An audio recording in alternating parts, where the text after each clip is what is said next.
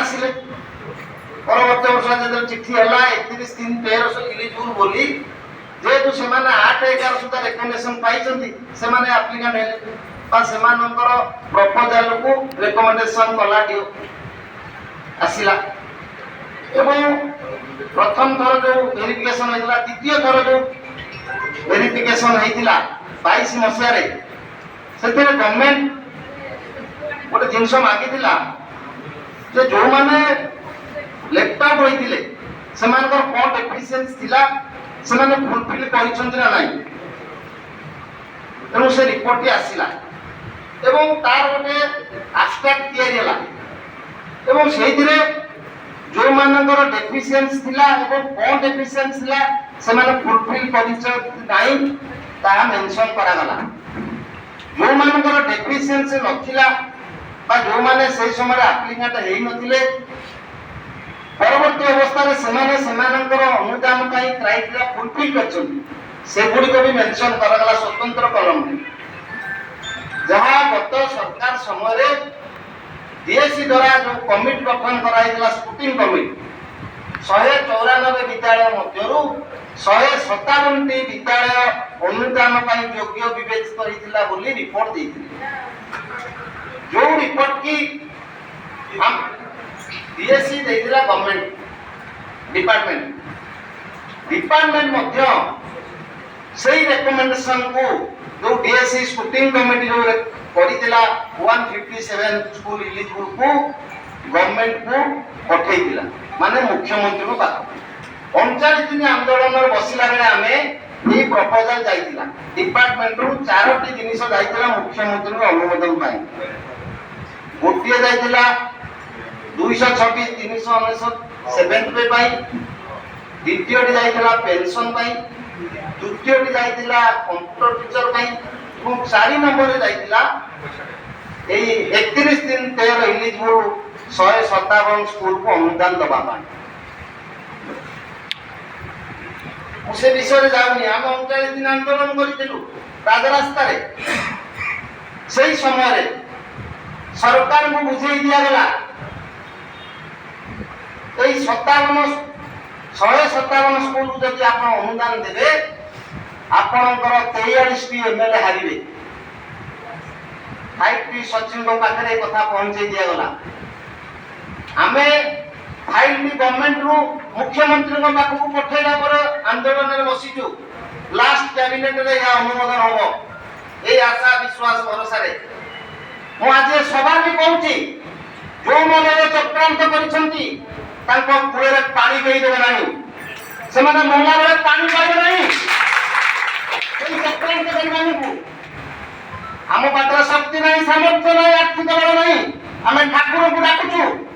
ଯୋଉମାନେ ଆମକୁ ସେଇ ଚକ୍ରାନ୍ତରେ ପକାଇଦେଲେ ସେଇମାନଙ୍କୁ ଭଗବାନ କେବେ ବି ଶାନ୍ତିରେ ରଖିବେ ନାହିଁ, ସେମାନେ ଏମିତି ଇତସ୍ତତ ହେଇକି ବୁଲିବେ।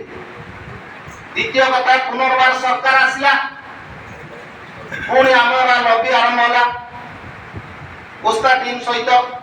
ସବୁବେଳେ ରଞ୍ଜନ ସାର୍ ଆମ ସାଙ୍ଗେ ସପ୍ତାହରେ 6 ଦିନ ନୁହଁ, ଦିନେ ଗୋଟେ ସପ୍ତାହରେ 7 ଦିନ ବି ଆମେ ଆସିଛୁ। ରଞ୍ଜନ ସାର୍ ଯୋଉ ଦିନ ସକାଳ ହୋଇନଥିବେ ସେଦିନ 4ଟା ବେଳେ ଆସିକି ପହଞ୍ଚିବେ। ଏମିତି କୋଉ ଦିନ ନାହିଁ ଆମେ କିଏ ନା କିଏ କାହାକୁ ନା କାହାକୁ ଟଚ୍ କରିଥିବୁ। ସରକାର ଗଲା ବେଳକୁ ନିଷ୍ପତ୍ତି ନ ନେଇ ପାରି ଏକ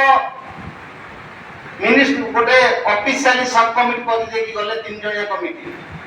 ସେ କମିଟି କେବଳ ବସିବ, ଲବି ଆରମ୍ଭ ହେଲା, ଫାଇନାନ୍ସ ସେକ୍ରେଟାରୀ ଦେଖା କଲୁ, ଆମ ସେକ୍ରେଟାରୀ ଦେଖା କଲୁ ଏବଂ ଆମର ଯୋଉ ଆଶ୍ୱସ୍ତି ମ୍ୟାଡାମ ଥିଲେ ସେ ରିଲିଫ ହବା ପୂର୍ବ ଦିନ ଚିଠି କରିଦେଲେ କମିଟି ବସିବା ପାଇଁ ଗୋଟେ ଡେଟ୍।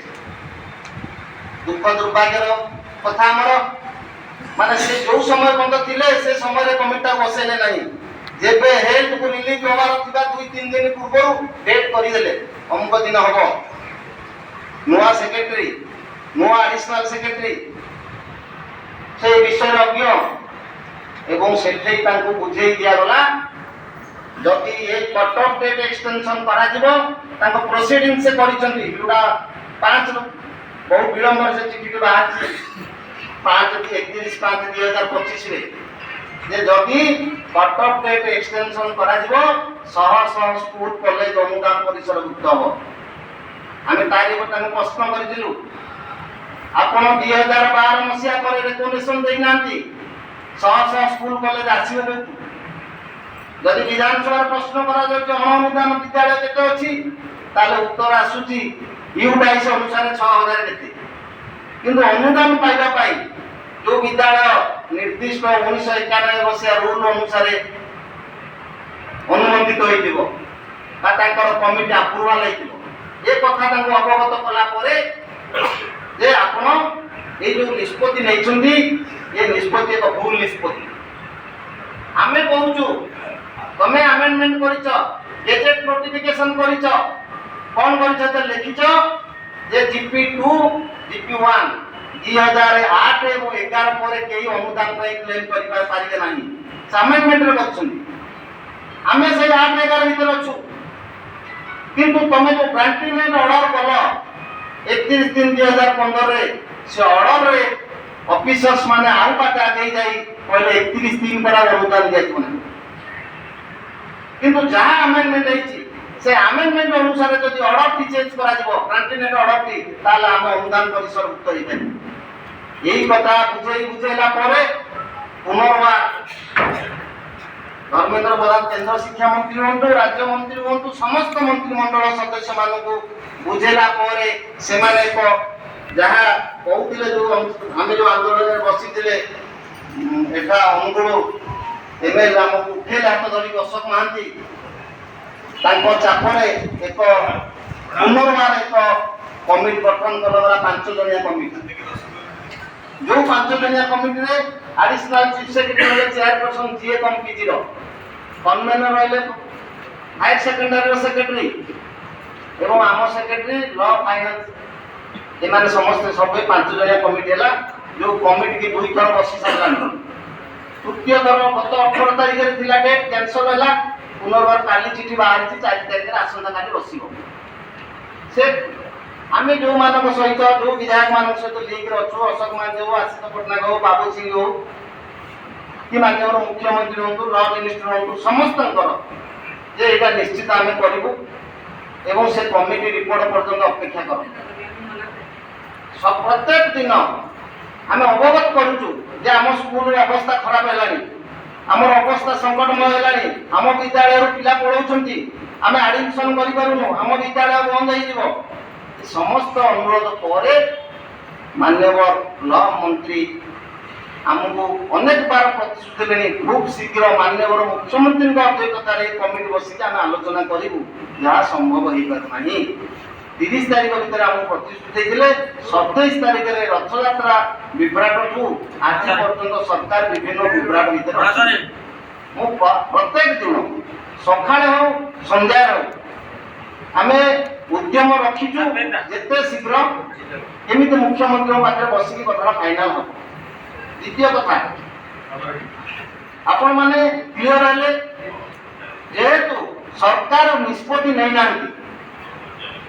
सरकार 31/3/13 इलिजिबल विद्यालय को देवे कि 167 लेक्चर स्कूल को देवे कि 31/3/13 पर इलिजिबल स्कूल हो या वास्तव सत्य कौन से निष्पत्ति है किंतु आमर विभिन्न मंतव्य आसुची 167 स्कूल सरकार दौची संघ विरोध करुची यह एक मिथ्या कथा एवं मिथ्या प्रचार प्रसार कौन से सरकार आम ओपन चैलेंज करूँ कमिटी आगे माननीय मंत्री हूँ सचिव हूँ समस्त आपण नियम अनुसार जिते स्कूल होपन अनुदान दिंतु आम समस्ते मरवा अपेक्षा जी बचा कथा बचु आप समस्त की मारी दौरान तेणु केवे संघ कौन कथा को विरोध करना सरकार को कौन निष्पत्ति नापी सरकार केवे निष्पत्ति नापी प्रस्तुत है सरकार पाखक प्रपोजाल जाए सरकार पुनर्बार प्रपोजाल गला मुख्यमंत्री अनुमोदन पाई अनुदान दवाई किंतु से भी से कमिटी से फेरैले गुड़िक सब इंटर जो इंटर्स ऑफिसर सब कमिटी अनुमोदन आसु कौन से रेकमेंडेशन कर तथापि ଏ ସମସ୍ତ କଥା ହେଲା ପରେ ମଧ୍ୟ ଆମ ପାଖରେ ଧୈର୍ଯ୍ୟ ଶକ୍ତି ନାହିଁ ଯେ ଆମେ ଅପେକ୍ଷା କରିବା ପାଇଁ। ସେଥିପାଇଁ ମିଳିତ ସମନ୍ୱୟ ସମିତିରେ ଆମେ ବାରମ୍ବାର ଡିମାଣ୍ଡ କଲୁ, ନାଇଁ ଆମକୁ ଆଉ ସମୟ ନାହିଁ ବା ଆମର ଆଉ ଶକ୍ତି ନାହିଁ, ଆମେ ବଞ୍ଚିବାର ଆମ ପାଖରେ କୌଣସି ପ୍ରକାର ବ୍ୟବସ୍ଥା ନାହିଁ ଆମ ବିଦ୍ୟାଳୟ ବଞ୍ଚିବା ପାଇଁ। ତେଣୁ ମିଳିତ ସମନ୍ୱୟ ସମିତି ପୁନର୍ବାର ନିଷ୍ପତ୍ତି ନେଲା, ଏ ଯେଉଁ କାର୍ଯ୍ୟକ୍ରମ ହେଇଛି ଯାହା 2 ତାରିଖରେ ଆମେ ଫେସ୍ କରିଛେ, ପୁଣି 8 ତାରିଖରେ ଜିଲ୍ଲାପାଳଙ୍କ ମାଧ୍ୟମରେ ମାନ୍ୟବର ମୁଖ୍ୟମନ୍ତ୍ରୀଙ୍କୁ ଦାବିପତ୍ର ଦେବା ଏବଂ 16 ତାରିଖରେ ଅଗଷ୍ଟ 16 1 ଡେ ଆପଣମାନଙ୍କ ମନରେ ମୁଁ କ୍ଲିୟର କରିବାକୁ ଚାହୁଁଛି, ଏଇଟା ଗୋଟିଏ ଦିନ ପାଇଁ ବ୍ୟବସ୍ଥା କରାଯାଇଛି ସରକାରଙ୍କ ଏକ ମହାସମାବେଶ ମାଧ୍ୟମରେ ସରକାରଙ୍କୁ ସଚେତନ କରାଇ ଦେବା ପାଇଁ ଯେ ଆମର ଦାବି ପୂରଣ କରନ୍ତୁ। ଯେଉଁ ଗୁରୁ ଦିବସରେ ଏ ଭାରତ ବର୍ଷ ଗୁରୁମାନଙ୍କୁ ସମ୍ମାନ ଦେଉଛି, ସେଇ ଗୁରୁ ଦିବସରେ ଯଦି ସରକାର ତା ପୂର୍ବରୁ ଠୋସ୍ ନିଷ୍ପତ୍ତି ନ ନିଅନ୍ତି, କୌଣସି ଘୋଷଣା ନ କରନ୍ତି, ସେଇ ଗୁରୁ ଦିବସରୁ ଆମେ ଗୁରୁ ବର୍ଜନ କରିବା ସେଇ ରାଜରାସ୍ତା ଉପରେ ଏବଂ ସେଇଠି ଆମେ ନିଷ୍ପତ୍ତି ନେବା ଯେ ଆମେ ଆଉ ଘରକୁ ଫେରିବାନି, ସେଇଠି ଆମେ ବିଦ୍ୟାଳୟ କରିକି ନେବା। ଆପଣମାନେ କହିପାରନ୍ତି, ଆପଣମାନେ ସବୁବେଳେ ଏ କଥା କହୁଛନ୍ତି, ଆମକୁ ଉଠେଇ ଦେଉଛନ୍ତି। ଗତ ଆନ୍ଦୋଳନରେ ମାତ୍ର ଗୋଟିଏ ଦିନ ପରମିଶନ ଥିଲା, ସରକାର କାହାକୁ ପରମିଶନ ଦେଉନଥିଲା ଆନ୍ଦୋଳନ କରିବା ପାଇଁ ଏବଂ ଗୋଟିଏ ଦିନ ଆନ୍ଦୋଳନ ବେଳକୁ 5ଟା ବେଳକୁ ପୋଲିସ ଡାକିଲା ତମେ ତୁରନ୍ତ ଭାଙ୍ଗ। କିନ୍ତୁ ଆମେ ରଞ୍ଜନ ସାର୍ ମୋ ମିଳିତ ସମନ୍ୱୟ କମିଟିର ସମସ୍ତ କର୍ମକର୍ତ୍ତା ମାନେ ଡିସିପିଙ୍କୁ ଭେଟି ଏସିପିଙ୍କୁ ଭେଟି ଅନୁରୋଧ ରକ୍ଷା କରିଥିଲୁ ଏବଂ ଯାହା 4 ଦିନ ପର୍ଯ୍ୟନ୍ତ କଣ୍ଟିନ୍ୟୁ କରାଗଲା, ଏଥିରେ କୌଣସି ନଥିଲା। ସରକାର ଯୋଉଦିନ ଆଶା କର୍ମୀନା ଯୋଉ ପାଚିକା ମାନେ ଥିଲେ ସେଇଦିନ ଉଠେଇବା ପାଇଁ ପୁରା ସ୍ଥିର ନିଶ୍ଚିତ କରିଥିଲେ ସମସ୍ତଙ୍କୁ ଉଠେଇବା ପାଇଁ। ତେଣୁ ଯେତେବେଳେ ଆମର ଲୋକ ଶିକ୍ଷକ ମାନଙ୍କର ସଂଖ୍ୟା କମି ଯାଇଥିଲା ସେଦିନ ଏବଂ ଆମେ ପୋଲିସ ଦ୍ୱାରା କଡ଼ା ଖାଇକି ଉଠିବା ଅପେକ୍ଷା ଶାସକ ଦଳ ମାନଙ୍କ ସହିତ ଆଲୋଚନା କରି ଉଠିବା ବୋଲି ସଂୟମନ କରିଥିଲେ, ଯୋଉଥିରେ ଆମକୁ ସହଯୋଗ କରିଥିଲେ ଅଶୋକ ମହାନ୍ତି ପାଲଡ଼ା ଏବଂ ସେ ଯୋଉ ପ୍ରତିଶ୍ରୁତି ଦେଇଥିଲେ ଯେ 30 ତାରିଖ ଭିତରେ ଆମେ ତମ ବ୍ୟବସ୍ଥା କରିବୁ ଏବଂ 30 ତାରିଖ ପୂର୍ବରୁ ଆମକୁ ବିଧାନସଭା ଭିତରୁ ମିଟିଂ ଡାକି ମନ୍ତ୍ରୀମାନଙ୍କ ଉପସ୍ଥିତିରେ ଆଲୋଚନା କରିଥିଲେ ଏବଂ 30 ତାରିଖ ପୂର୍ବରୁ ଏକ କମିଟି ଗଠନ କରିଥିଲେ। ସେ କମିଟି ବର୍ତ୍ତମାନ ସୁଦ୍ଧା କାର୍ଯ୍ୟ କରୁଛି। ତେଣୁ ମୁଁ ସମସ୍ତ ଶିକ୍ଷକ ବନ୍ଧୁମାନଙ୍କୁ କହୁଛି, ଆପଣମାନଙ୍କ ଭିତରେ ଅନେକ ଗୁଜବ ହେଇପାରେ, କିଛି ମେଥ ସ୍ୱାର୍ଥ ବ୍ୟକ୍ତି କିଛି ଗୁଜବ କରିପାରନ୍ତି, କୌଣସି ଗୁଜବରେ ବିଶ୍ୱାସ କରନ୍ତୁନି। ଆମେ କେବେ ବ୍ୟକ୍ତିଗତ ଭାବରେ ମୁଁ କହୁଛି କୌଣସି ଭୁଲ ନିଷ୍ପତ୍ତି ଆମେ ନେବୁ ନାହିଁ। ମୁଁ ଏ ପ୍ରତିଶ୍ରୁତି ଆପଣମାନଙ୍କୁ ଦେଉଛି, କିନ୍ତୁ ଆପଣମାନେ ଆଗାମୀ ଆପଣମାନେ ନିଜ ନିଜ ଜିଲ୍ଲାରେ 8 ତାରିଖ ଦିନ ତ ସାମିଲ ହେବେ ନିଶ୍ଚିତ, କିନ୍ତୁ 16 ତାରିଖ ଦିନ ମୁଁ ଆପଣମାନଙ୍କୁ ବ୍ୟକ୍ତିଗତ ଭାବରେ ଅନୁରୋଧ କରୁଛି, ଆପଣମାନେ ଗୋଟେ ଦିନ ପାଇଁ ଆମେ ଆସିବା। ଆଜି ଅନେକ ଶିକ୍ଷକ ବନ୍ଧୁମାନେ ଫୋନ କରୁଛନ୍ତି ଯେ ସାର୍ ସମ୍ବଲପୁର ଆମେ ଗଲେ ଆମକୁ 1400 ଟଙ୍କା ଗାଡ଼ି ଭଡ଼ା ପଡୁଛି, ଆମେ ତ 16 ତାରିଖରେ ଯିବୁ, ଆଜି କାହିଁକି ଯିବୁ? ଆପଣମାନେ ଯାହା ନିଷ୍ପତ୍ତି ନେବେ ଆମେ ରାଜି। ଆଜି କଳାହାଣ୍ଡିରୁ ଆସିଲେ 3500 ଟଙ୍କା ଖର୍ଚ୍ଚ ହେଉଛି ଜଣକୁ।